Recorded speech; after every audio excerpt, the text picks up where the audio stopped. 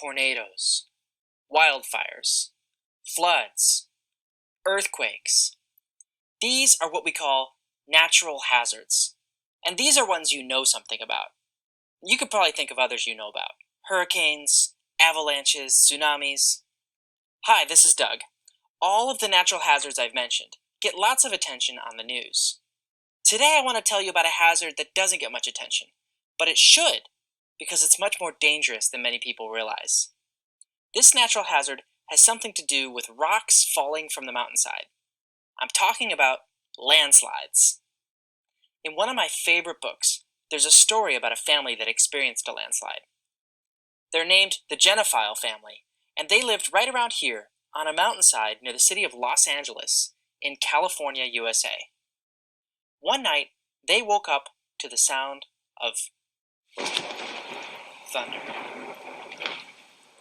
A storm was raging outside. Outside of their house, something like this is what was going on. Now, that's not a river of water going by. It's more like a river of land, actually. There's mud, there's pebbles. You see all that? There's rocks in there. Look at all those rocks. Do you see that? Look at how big some of those rocks are.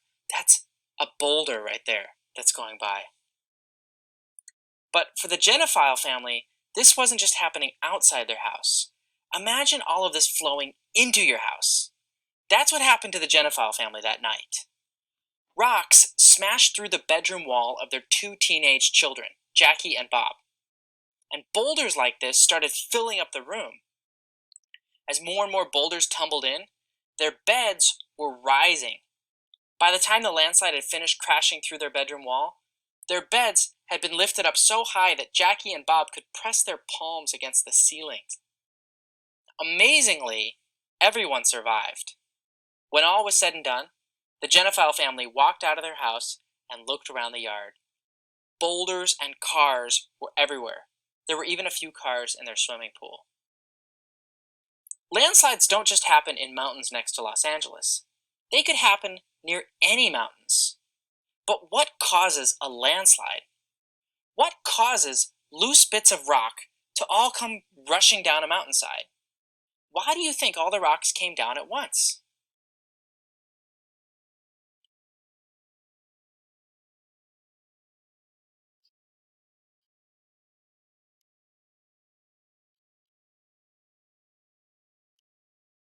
Up on the tops of mountains, there are lots of loose rocks and boulders.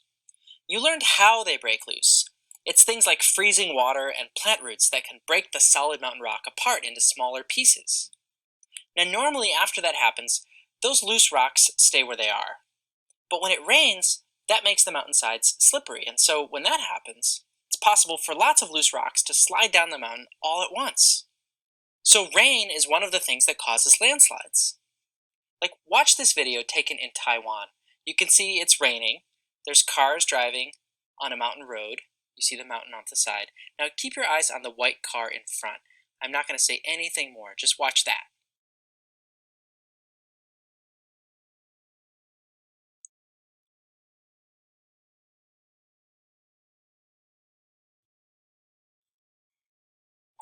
Can you imagine if that was you in that car? Incredibly, no one was hurt. But still, what are the chances of something like this happening? Well, let's look at this slope. If a hill or a mountain is only slanted this much, that might not be enough to get a loose rock rolling. But if it's slanted this much, any loose rocks are much more likely to start rolling downhill now, aren't they? Scientists have measured the slant or the slope of mountains like this. And angles of about 35 degrees or more are usually what worries them the most. Less than an angle of 35 degrees, and any rocks that come loose might just sit there forever. But at around 35 degrees, that's an angle that, when wet, now any loose rocks tend to come tumbling down. Surprisingly, the worst kind of landslides occur with rocks that have already tumbled down the mountain. Like this pile of loose rocks right here. You might think, well, if they've already tumbled, then everything's good, right? Where else could they go? But consider an example from real life. Like, you see this other little slope right here? That's a bunch of loose rocks. They've all tumbled down the mountain, and now it's its own steep hill. There's even a little forest of trees growing on that one. See, here's a close-up. Well, in Japan, there was a steep hill like this, where someone had built a road. And here's the actual view when standing on the road. This video was taken in nighttime. It had recently stopped raining, but it had rained a lot in the previous days. And you see what's happening? Look at that. There goes the power line, and there goes an entire forest of trees right past the view there. Wow.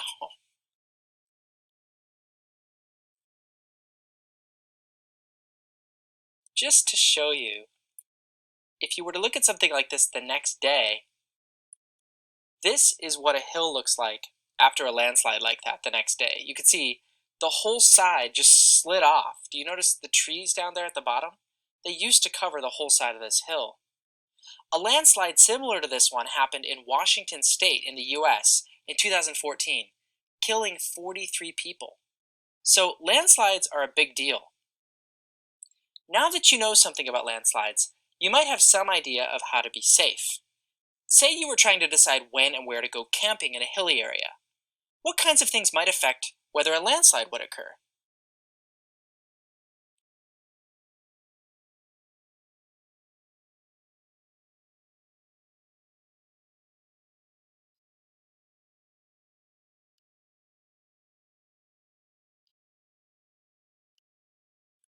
In this activity, you're going to come up with a design to help people deal with landslides.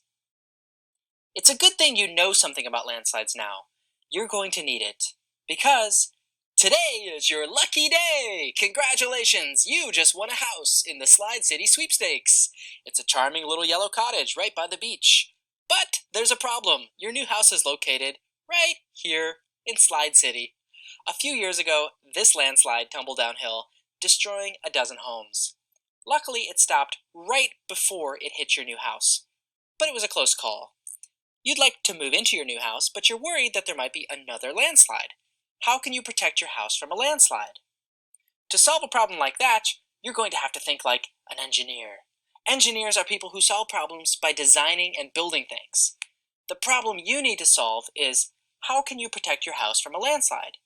Maybe you're thinking, I have no idea where to start. That's okay. Almost everyone feels stuck when they first tackle a problem like this. To get unstuck, engineers use something called brainstorming. In a brainstorm, the goal is to quickly come up with lots of ideas for how to solve the problem. A brainstorm is not about judging ideas yet. We're not trying to decide which ideas are good or bad. In fact, in a brainstorm, there really are no bad ideas. All ideas are good ideas. Even ideas that sound silly and crazy are welcome. Because sometimes it's the crazy ideas that lead to the best solution. Your class is going to have 2 brainstorms, and then you'll pick an idea, the one that you like best, and you'll draw up a plan for your home. To do your first brainstorm, your teacher will give you each some Post-it notes, and you'll also need a pencil. So we'll pause while you get those supplies.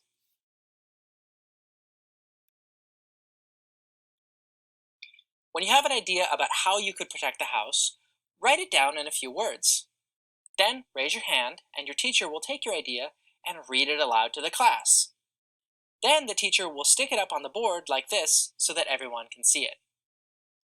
Okay, you're just about ready to get started. Here's the question you're trying to answer. How can you protect your house from a landslide? Here's your house. That's the house you're trying to protect. I'm going to add a timer for 3 minutes. That's how much time you'll have to do the first brainstorm.